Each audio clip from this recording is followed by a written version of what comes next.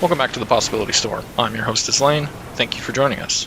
This week we're back to normal with the crew from our Discord jamming some CEDH. As always, this content is brought to you by TCG Player. You can use our affiliate link the next time you order some spicy upgrades for your deck and support us at the same time. If you want access to videos like this early or would like to see unreleased content, you can support more directly via Patreon. Big shout out to those that have already pledged. With that said, let's check out our lists. Primal is up first and is running his Turbo Kiki list, helmed by Tymna and Tana. A very fast deck, it aims to get out Protein Hulk quickly, utilizing sacrifice outlets like Greater Gargadon to put together Hulk lines that ultimately win the game, oftentimes under stacks. Multiple Hulk lines lead to victory, but mostly rely on Kiki Jiki to finish things off. I'm going next, piloting my own Hulk list with Minsc. This is essentially the same list as Primal's, only lacking black and having the sacrifice outlet in the command zone. I want to slow the game down with stacks pieces and then power out the Hulk using Academy Rector. I typically win with Snoop lines, but Kiki is a part of that as well. Next up is my longtime friend Joey, who is yet to get on the channel until now. He busted out his Pure and Toothy list, which is a manual Storm deck. In the post-Hull Breacher meta, this is much more viable again.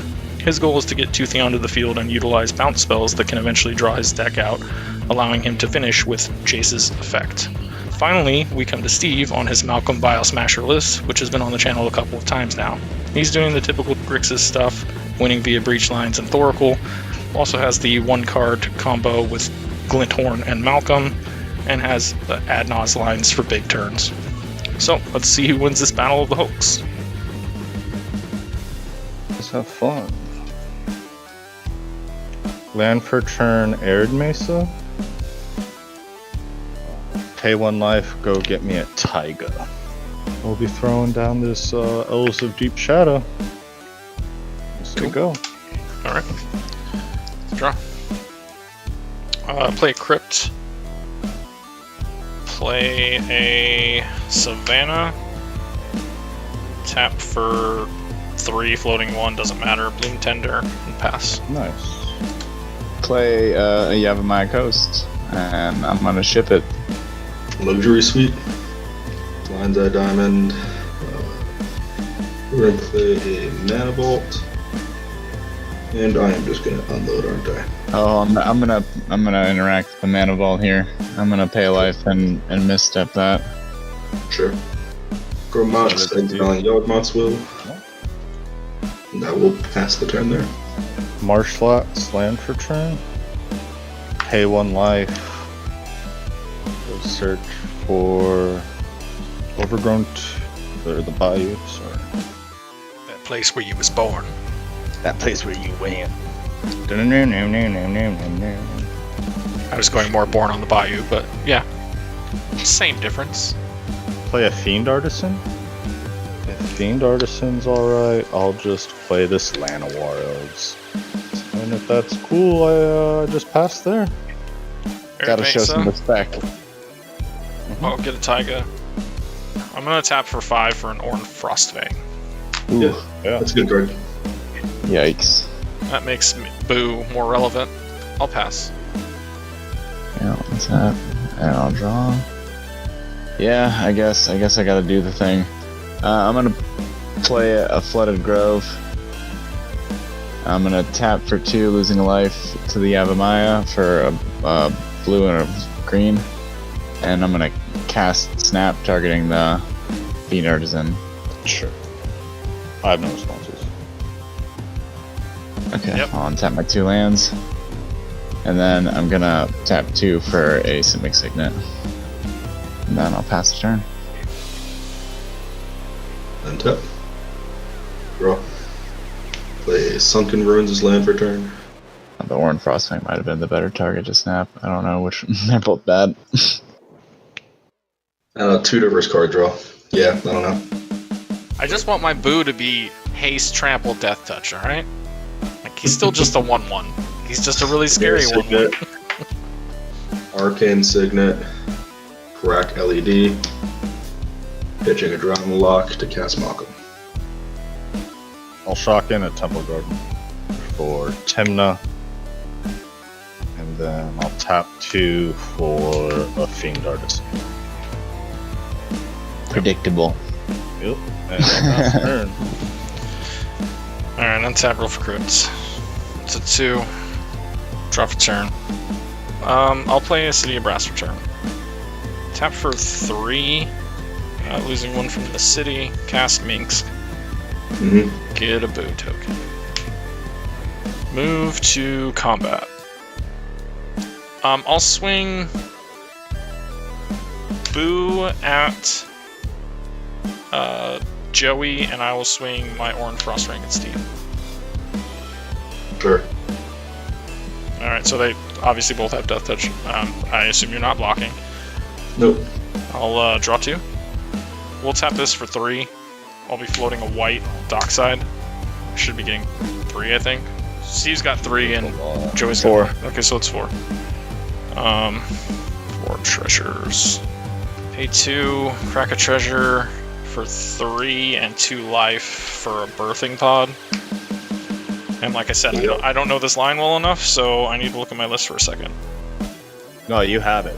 It's 3, 4, 5. You have it. This is game. Because you need 3 activations. Yeah, I sacrifice Minsc, get Felidar, that flickers birthing pod.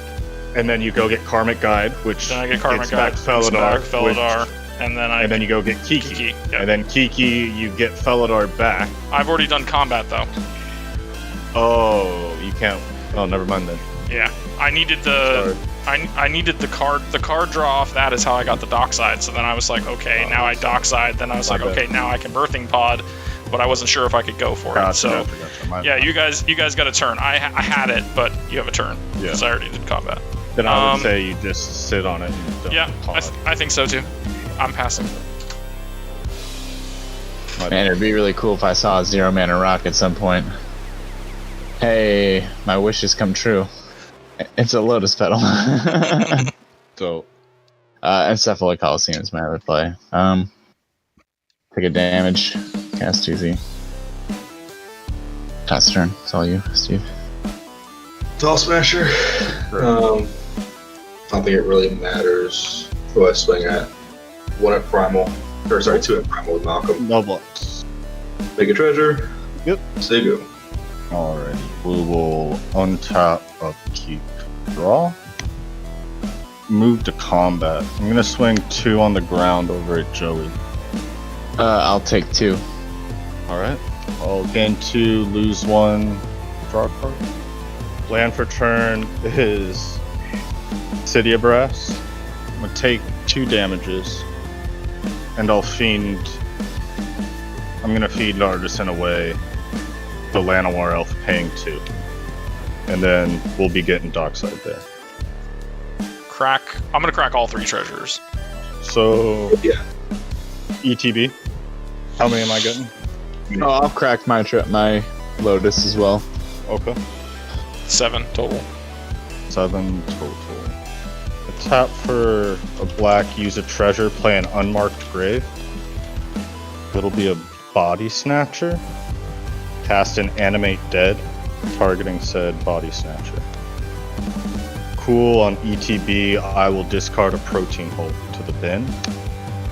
Pay 2 life.